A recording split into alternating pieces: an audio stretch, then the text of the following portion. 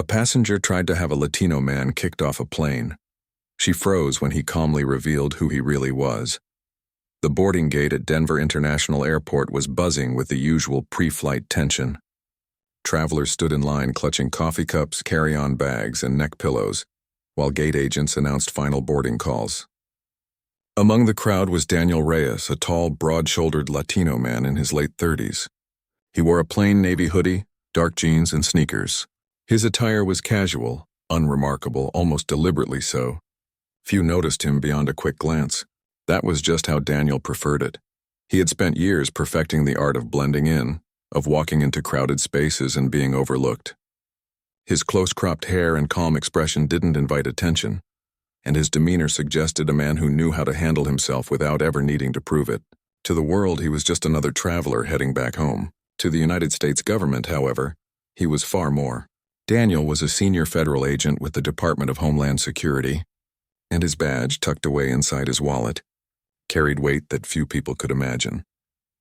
As boarding began, Daniel stepped into line with Group 3 holding his boarding pass. The flight was heading to Washington, D.C., and Daniel had already been up since 4 a.m.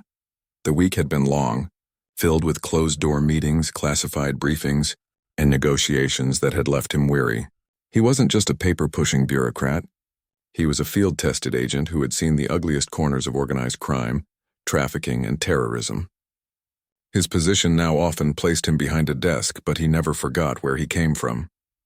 Flying commercial was just part of the routine, though he knew that for people like him, there was rarely such a thing as an uneventful trip. The passengers ahead of him shuffled forward, scanning boarding passes and walking down the jet bridge. Daniel kept his posture relaxed, scrolling casually through his phone.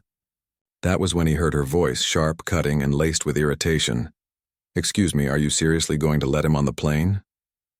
A woman's voice demanded. Daniel lifted his eyes from the screen. A woman in her mid-40s stood near the boarding line, blocking the path. She had perfectly styled blonde hair, a tailored blazer, and a designer bag slung over her shoulder. Her voice carried the tone of someone used to being obeyed. She was glaring directly at Daniel. The gate agent blinked in confusion. "Ma'am, is there a problem?" "Yes, there's a problem," the woman snapped. "You're letting him on without checking anything. I don't feel safe sitting on a plane with someone like him." She gestured toward Daniel, her manicured hand trembling slightly. "I want him removed before we take off." The line froze. A hush fell over the group of passengers, eyes darting between the woman and the man she had targeted. Daniel felt dozens of gazes shift toward him, some curious, others skeptical, and a few uncomfortable. He didn't move. Years of training had taught him the power of silence, of letting people dig their own holes before he ever needed to respond. The gate agent cleared her throat. "Ma'am, he's a paying passenger like everyone else. We can't remove someone without cause." "I'm telling you the cause," the woman said, her voice rising. "Look at him. He doesn't belong here. He looks suspicious. He could be dangerous. You're just going to ignore that?" Daniel inhaled slowly through his nose. He had experienced prejudice in many forms, on the streets and workplaces, even occasionally within the very institutions where he served. But there was something about the raw boldness of this moment, the woman's willingness to voice her fear so openly, that struck him deeply. Still, he didn't react. Not yet. The agent glanced at Daniel, clearly embarrassed. "Sir, I'm so sorry about this." Daniel gave her a small, calm nod, signaling that he wasn't about to escalate. But before the matter could be quietly resolved, the woman pressed harder. She stepped in front of the scanner, blocking the way entirely. "I demand you call security. He should not be on this plane. I have a right to feel safe." Daniel finally spoke, his voice low, steady, and unmistakably authoritative. "Ma'am, you might want to rethink the direction you're taking this." The woman scoffed, arms crossed. "Oh, please. Don't you dare try to intimidate me. People like you think you can just walk around like you own the place. Well, not here. Not while I'm on this flight." For a split second, Daniel considered letting it go, waiting for security to arrive and explain the situation. But the eyes on him, the children peeking around their parents' legs, the elderly man clutching his boarding pass nervously, the young woman biting her lip as if unsure whether to intervene, told him this wasn't just about him. This was about every time someone had been made to feel less than, to feel like they didn't belong. He reached into his pocket, slow and deliberate, careful to avoid any sudden movement that could be misinterpreted. The woman tensed, her words catching in her throat. Daniel pulled out his wallet, flipped it open, and revealed the gold and blue badge gleaming under the fluorescent lights of the gate. The air shifted instantly. "My name is Special Agent Daniel Reyes," he said clearly, his voice carrying across the gate area. "United States Department of Homeland Security." The woman's face drained of color. Her eyes widened as the reality of what she had just attempted began to sink in. She had tried to have a federal agent removed from a flight, publicly, loudly, and without reason other than prejudice. The silence in the room grew heavier. Passengers who had once been wary now shifted, some leaning forward, some whispering to each other. Daniel didn't gloat. He didn't need to. His badge spoke louder than any argument he could have made. He held it up just long enough for everyone to see, then slipped it back into his wallet with the same calm composure he had maintained throughout. The gate agent recovered first, her voice firm. "Ma'am, you need to step aside, now." The woman stammered, her bravado evaporating. I didn't. How was I supposed to know? I was just trying to protect everyone." Daniel leveled his gaze at her, not unkind but unflinching. "Sometimes, ma'am, the people you assume don't belong are the very ones making sure everyone gets home safe." The words hung in the air. The woman opened her mouth as if to reply, but no sound came out. She froze, eyes darting between Daniel and the stunned faces of the other passengers. For the first time, she realized the weight of the moment was entirely against her. Daniel handed his boarding pass to the gate agent, who scanned it quickly and gestured him forward with an apologetic smile. He walked past the woman without another glance, stepping down the jet bridge as the murmurs of the crowd swelled behind him. But he knew this was far from over. Daniel walked down the narrow jet bridge, his footsteps steady, though his chest carried the weight of what had just unfolded. The murmurs of the passengers behind him followed like a faint echo, their whispers tinged with shock, indignation, and curiosity. He had revealed his badge only because he had no other choice. In his line of work, keeping a low profile was often his shield, his edge. But some moments demanded more than silence. Some moments demanded that truth be laid bare. Inside the plane, the flight attendants greeted him with polite smiles. They hadn't yet heard what happened at the gate, and Daniel preferred to keep it that way. He placed his carry-on in the overhead compartment, slid into his seat near the aisle, and exhaled deeply. The hum of passengers boarding around him blended into a dull background noise.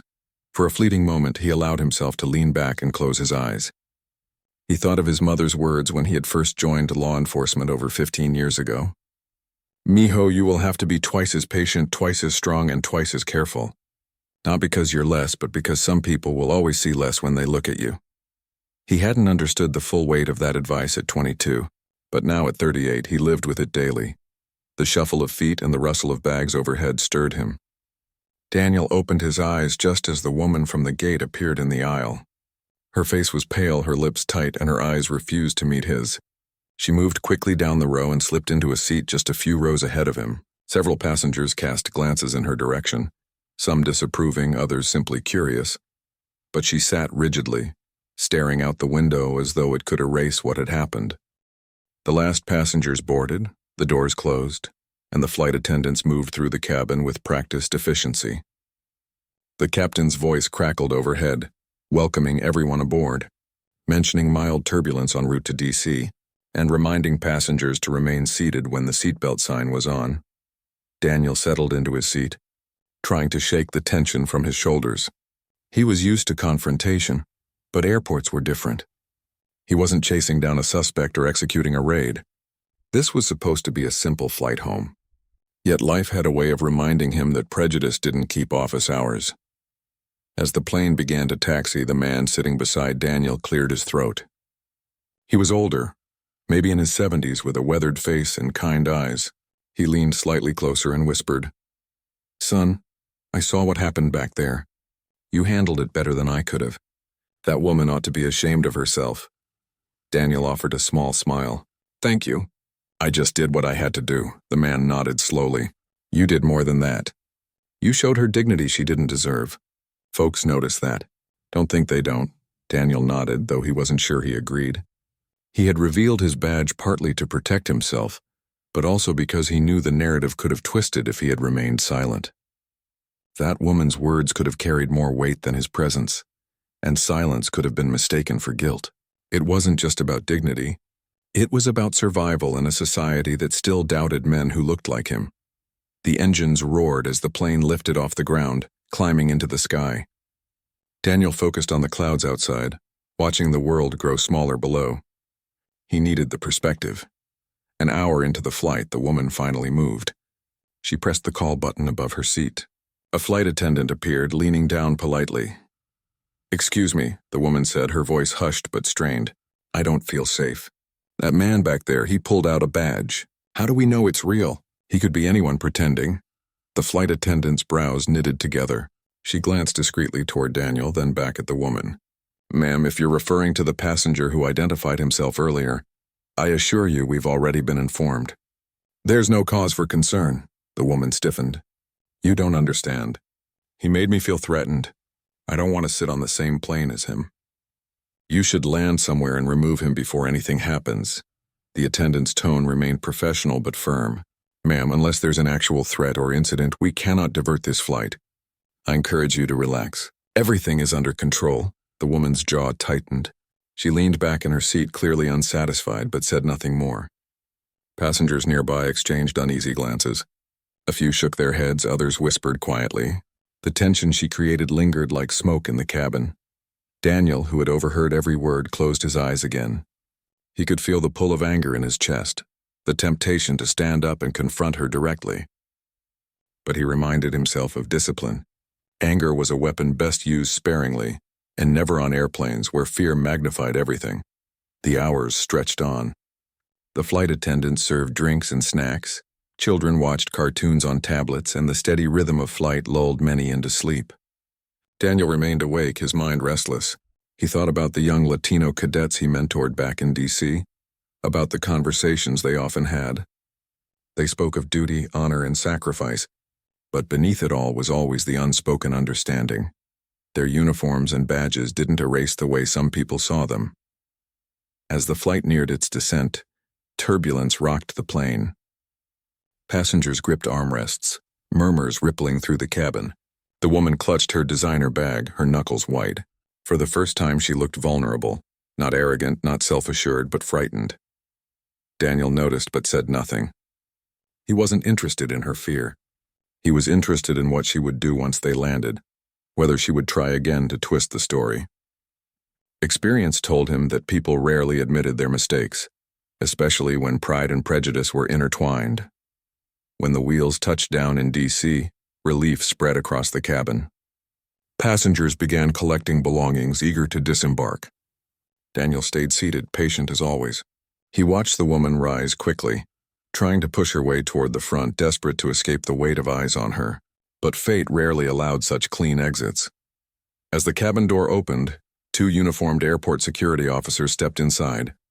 Their eyes scanned the rows until they landed on Daniel. The lead officer gave a small nod. "Agent Reyes?" Daniel rose slowly, producing his credentials with ease. "That's me." Passengers gasped quietly, realizing his authority wasn't just a bluff. The woman froze mid-step, her face paling again. "This way, sir," the officer said respectfully. Daniel walked forward, his badge visible once more. The woman's eyes locked on him, wide and uncertain. He paused just long enough to look at her, his voice quiet but firm. "You asked to have me removed. Now watch carefully who gets escorted off this plane." Her mouth opened in protest, but the officers gestured to her instead. Confusion rippled through the cabin as realization dawned. The woman wasn't just embarrassed now. She was about to face consequences she hadn't anticipated. Daniel stepped aside, watching as the officers directed her toward the exit. The murmurs of passengers swelled into a tide of disapproval. She had demanded his removal, but it was her footsteps that echoed in shame down the jet bridge, and Daniel knew this story wasn't finished yet. The airport terminal was alive with its usual symphony rolling, suitcases clicking across the tile floor, announcements echoing overhead, and the murmur of travelers hurrying to their destinations. But for Daniel Reyes, the air felt heavier, charged with an unspoken tension that lingered from the plane. He stepped off calmly, his badge already tucked back into his wallet, his expression unreadable. The two airport security officers walked slightly ahead, clearing a path through the crowd. Behind them trailed the woman from the flight, her polished exterior cracking under the weight of embarrassment. Her blazer was wrinkled, her steps uneven, her face flushed as whispers followed her down the corridor. For someone who had once commanded the attention of the gate with her loud accusations, she now looked startlingly small. Daniel slowed his pace just enough to let the distance widen. He didn't want her near him, not physically, not symbolically. He was already considering the chain of events that might follow. A written report, an internal inquiry, perhaps even press attention if the story leaked. He knew well that any confrontation involving federal agents, even accidental ones, carried weight. At the end of the jet bridge, the group was met by another official, an airport supervisor with a clipboard. He shook Daniel's hand firmly. "Agent Reyes, we've already been briefed by the captain. Sorry you had to go through that. We'll handle the rest from here." Daniel gave a short nod. "Appreciate it. I'll give my statement, but after that I'd like to be on my way." "Of course," the supervisor said, then gestured toward the woman. "As for her, TSA will be speaking with her regarding her conduct. False accusations on a plane are a serious matter." The woman bristled, her voice sharp again, though less certain than before. "False accusations?" "I was just protecting myself. I didn't know who he was. He looked dangerous, suspicious. I was trying to keep people safe." Daniel finally turned, his gaze steady on her. His voice remained calm, deliberate. "No, ma'am. You weren't protecting anyone. You singled me out because of how I look, because of who you assumed I was, and in doing so, you put the safety of this flight at risk more than I ever could have." Her mouth opened, then closed again. She had no rebuttal, no justification that could hold under the weight of his words. The officers beside her shifted uncomfortably, but no one spoke up in her defense. Daniel gave his statement quickly, efficient as always. He recounted the incident in factual detail, no embellishments, no unnecessary color. Years in law enforcement had trained him to stick to the truth. Anything more was ammunition for distortion. Once finished, he handed over his card, then turned toward the exit. As he walked through the bustling terminal, passengers from the flight spotted him. Some gave nods of respect, others whispered to companions, and a few even offered quiet thanks. But Daniel didn't linger. He wasn't interested in being a spectacle. He simply wanted to reach his car, drive home, and close the door behind him. "I know," she whispered, "but I had nowhere else to go. My life is falling apart. People are sending threats, my job suspended me, my neighbors won't even look at me. I didn't realize what I was doing on that plane. I was scared. I was wrong. And now I don't know how to fix it." Karen crossed her arms, skeptical. "Seems like you're more worried about consequences than the harm you caused." The woman winced. "I deserve what's happening, I know. But I need you to understand I wasn't trying to destroy you. I thought I was doing the right thing and I was wrong. I'm sorry." Daniel didn't reply immediately. He watched her with the measured gaze of a man who had spent his life reading truth from lies. Her fear was real. Her desperation was real. But was her apology genuine? Or was it survival instinct dressed as remorse?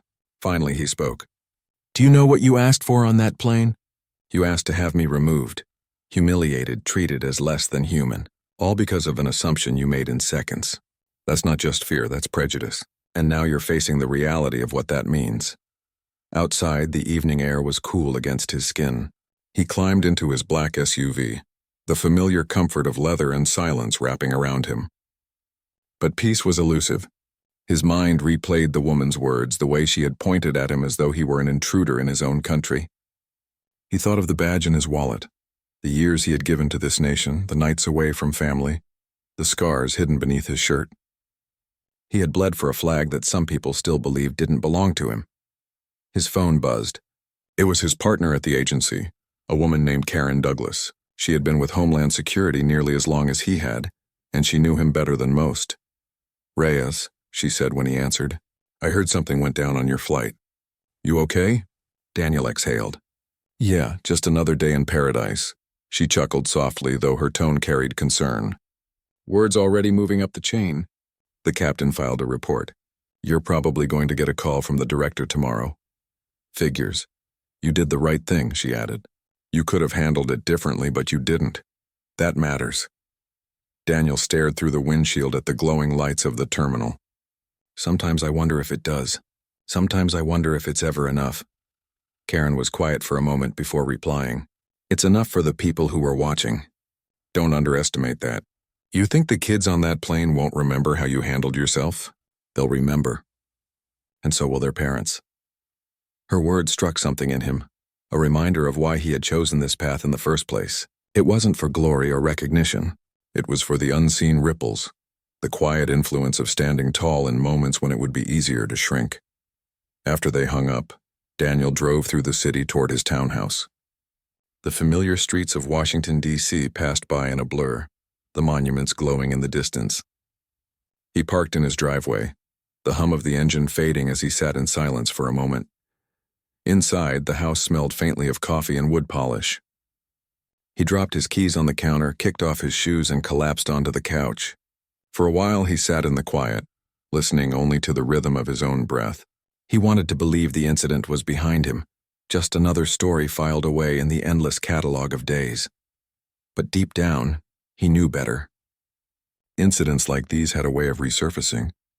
In an age where cell phones recorded everything and stories spread online within hours, it was only a matter of time before his flight became a headline. And indeed, as Daniel scrolled absently through his phone, a notification popped up.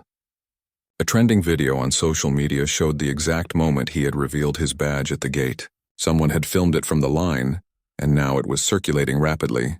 The caption read, "Woman tries to kick Latino man off flight, finds out he's a federal agent."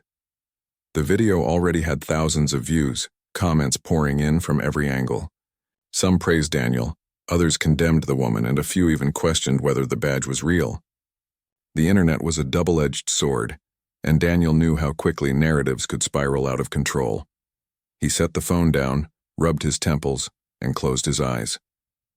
Tomorrow he would face the storm, calls from the director, questions from colleagues, maybe even requests from reporters.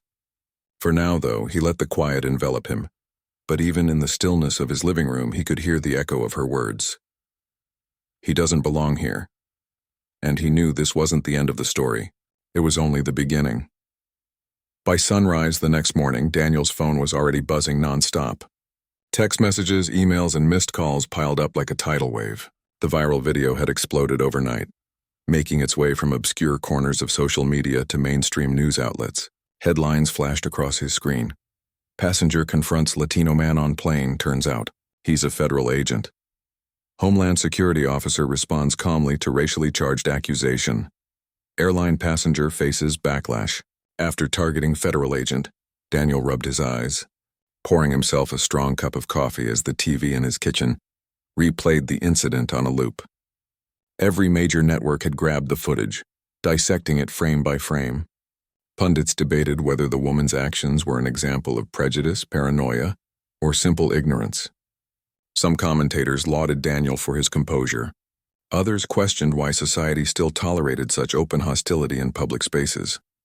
By 8 a.m., his phone lit up with the call he had been expecting. The name Director Mills flashed across the screen. Daniel answered immediately. "Reyes." The director's gruff voice came through. "You're all over the news." "Yes, sir, I saw." "You handled yourself well," Mills said. "Professional, restrained. Exactly what I expect from one of my agents. But now it's bigger than you. The press is circling, and questions are coming in from higher up. The secretary's office wants a full report." Daniel sipped his coffee, his jaw tightening. "Understood. I'll draft one immediately." "And Reyes," Mills added, his tone softening slightly, "don't carry this like a burden. You didn't ask for it, but the way you handled yourself is making waves in a good way. Just be ready. This isn't going away anytime soon." The call ended and Daniel set the phone down, staring into the black swirl of his coffee. He wasn't someone who craved attention. His life's work had always been about service, not recognition. Yet now his name and face were plastered across the nation, reduced to a headline, a symbol in a debate much larger than himself. Meanwhile, the woman from the flight was facing her own storm.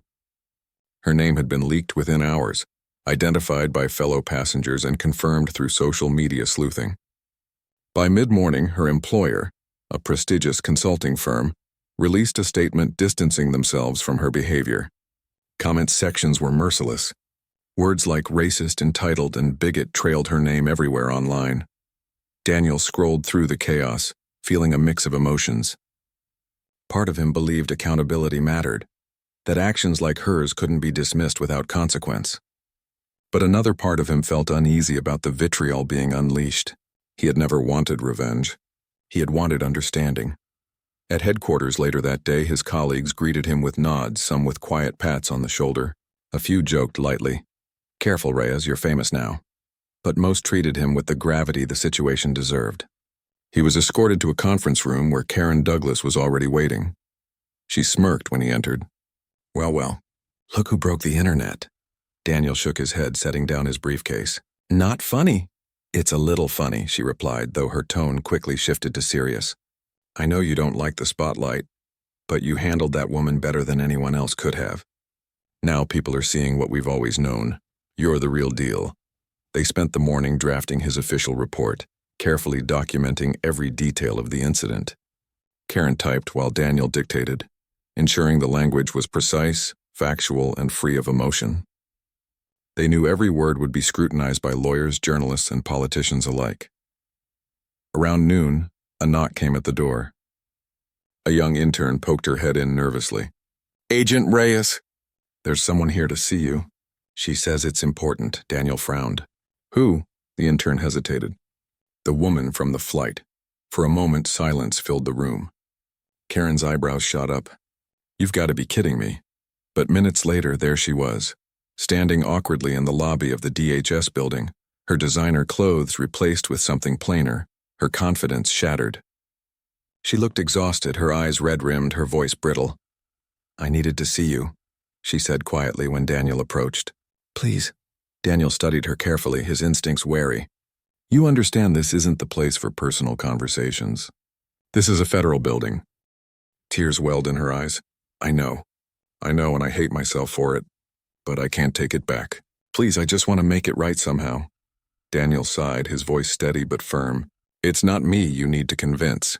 It's every person who saw what you did.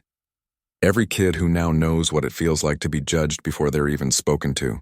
If you want to make it right, you start by owning it publicly. Not hiding, not making excuses. Own it." She nodded weakly, as though the weight of his words pressed her into the floor. She left soon after, her figure small against the towering walls of the building. Karen turned to Daniel once she was gone. "You think she'll do it?" Daniel shook his head. "I don't know. People rarely change overnight. But if nothing else, maybe this forces her to see the world differently. Maybe it forces others to think before they judge." Karen gave him a long look, then smiled faintly. "You know, Reyes, for a guy who never wanted to be a symbol, you're starting to sound like one." He chuckled dryly. "Let's hope not. Symbols get torn down as fast as they're raised up." But even as he said it, Daniel couldn't deny the truth. What happened on that plane wasn't just his story anymore. It was part of a national conversation. And whether he liked it or not, he was now at the center of it. The following week was a whirlwind Daniel could never have predicted. His phone rang constantly, his inbox flooded with requests from journalists, civil rights groups, and even late-night talk show producers. The viral video had turned him into an unwilling symbol of patience, of professionalism, of what it meant to stand tall when judged unfairly. But Daniel wasn't interested in fame. He declined most interview requests, issuing only a brief written statement through the DHS press office. "My duty as a federal agent is to protect and serve all people equally. What happened on the flight reflects broader challenges in our society, but I hope it serves as a reminder that dignity and truth matter more than fear and prejudice." The statement went viral on its own. Commentators praised its restraint, calling it the perfect balance of authority and humility. Strangers on the internet flooded his social media with messages of thanks. Some shared their own stories of being singled out, finding strength in his example.